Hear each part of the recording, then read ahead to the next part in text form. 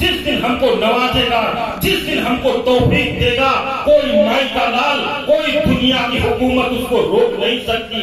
बात सोचने की, गौर करने की बात यह है कि अल्लाह ने हमको दिमाग दिया है, अल्लाह ने हमको अक्ल दिया है, अल्लाह ने हमको जुबान दिया है, उसका सही इस्तेमाल करने की जरूरत है। यदि उसको हम सही इस्तेमाल कर लिए तो हमको कोई रोक नहीं सकता है आगे बढ़ने के लिए।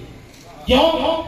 क्योंकि इस्लाम ने बता दिया, इन्ना दीना इंदल्लाहिल इस्लाम।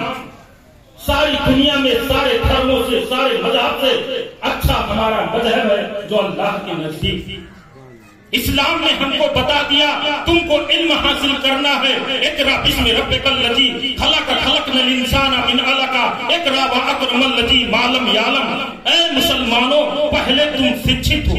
इस्लाम ने हमको बता दिया कि तुमको पूरी दुनिया पे हुकूमत करना है, घबराने की जरूरत नहीं है। इस्लाम ने हमको बता दिया स्वास्थ्य सफाई निस्फ ईमान है, तुम सफाई रखो, ईमान के आधे छोर पर पहुंच जाओगे। इस्लाम ने हमको सिखा दिया। इस्लाम ने हमको बताया कि पूरी दुनिया में यदि कोई लोकतंत्र का पाठ सिखा रहा है तो वो इस्लाम सिखा रहा है। इस्लाम ने हमको बता दिया कि दुनिया में किसी कोने का मुसलमान हो वो तुम्हारा भाई है। हमको एकजुट होने का तरीका बता दिया।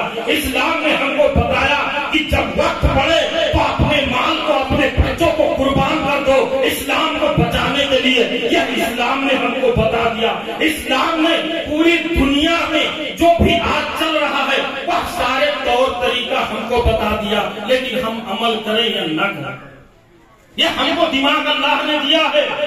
कल पूछेगा तुझको जुबान दिया था, तुझको नाक दिया था, तुझको आंख दिया था, तुझको कान दिया था, तुझको दिमाग भर दिया था, क्यों नहीं इस्तेमाल किया? इसका जवाब हमको देना पड़ेगा। इसलिए मुसलमानों, घबराने की जरूरत नहीं है, केवल इस्तेमाल करने की जरूरत है। जितना जिस चीज को आप इस्तेमाल करोगे वह उतना ही वजूद में आएगी। इसी वजह से मैंने जब सुना कि मुसलमानों के लिए एक वाहिद इतना बड़ा प्लेटफॉर्म बन रहा है, जो मुस्लिम बोर्ड नेपाल बन रहा है, मैं बेझिझक चला आया।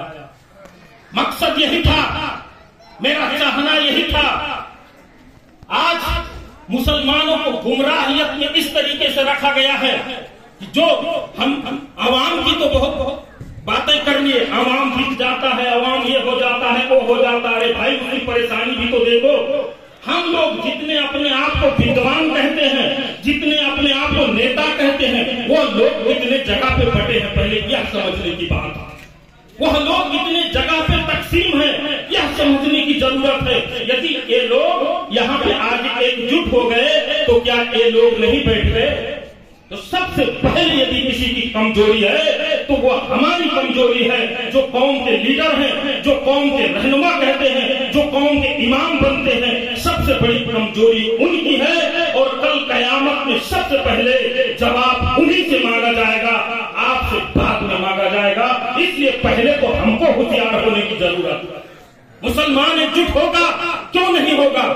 और मैं चाहता हूं कि जो यह प्लेटफॉर्म तैयार हुआ है, यह किसी पार्टी के या किसी नेता के चक्कर में न फंस करके पूरे मुसलमान के लिए अपना काम करे। मेरी सोच यह है।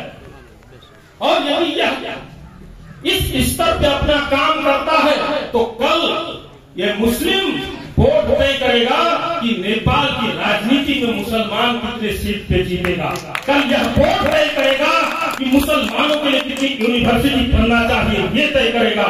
कल यह तय करेगा कि कौन सा सियासी लीडर हमारी बात को नहीं मान रहा है, यह तय करेगा। इसलिए यह प्लेटफॉर्म पूरी मुसलमान के लिए होना चाहिए।